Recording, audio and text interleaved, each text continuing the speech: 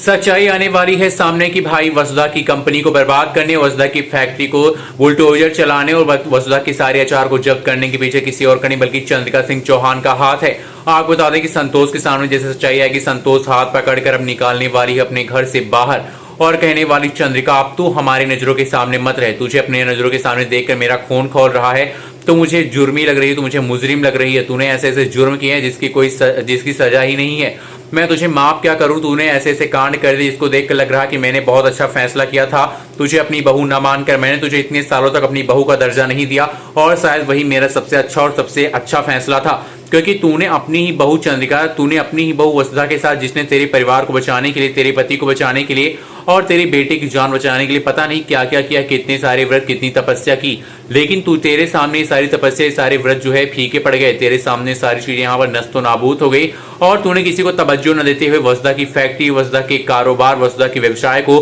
खत्म कर दिया। आज तूने तुझे ऐसी इतना बड़ा जुर्म किया जिसकी कोई सजा क्या, मैं तुझे माफी और सजा कुछ भी नहीं दे सकती हूँ। बस चंद्रिका हमारे आंखों के सामने से निकल जा, मेरे कमरे से निकल जा और हाथ पकड़ के अपने सामने से बाहर कर देने वाली है संतोष वसुधा को। दोस्तों, वसुधा ने जो फैसला किया है, वसुधा ने संतोष को सच्चाई बताना ये काफी सही किया, क्योंकि अगर वसुधा संतोष सच्चाई न बताती और देवी हुकुम यानी कि चंद्रिका की यहाँ पर सारी जो यहाँ पर करतूतें हैं उनको सहती रहती तो बहुत गलत होता। अब आने वाले एपिसोड में प्रभात भी चंद्रिका की ऐसी बातें जानने के बाद उसको विश्वास ही नहीं होगा, प्रभात भी खींचकर थप्पड़ मारेंगे। अब चंद्रिका के ऊपर पूरा घर बरसने वाला है, लेकिन चंद्रिका के पीछे का सच क्या है ये तो आने वाला एपिसोड बताएगा कि चंद्रिका किसी के ब्लैकमेल करने पर ऐसा कर रही हैं या फिर चंद्रिका ये जो षड्यंत्र कर रही हैं, ये षड्यंत्र वो सिर्फ वसुधा को अपने आंखों के सामने से अपने यहाँ पर पर्सनल मुद्दे के लिए कर रही हैं।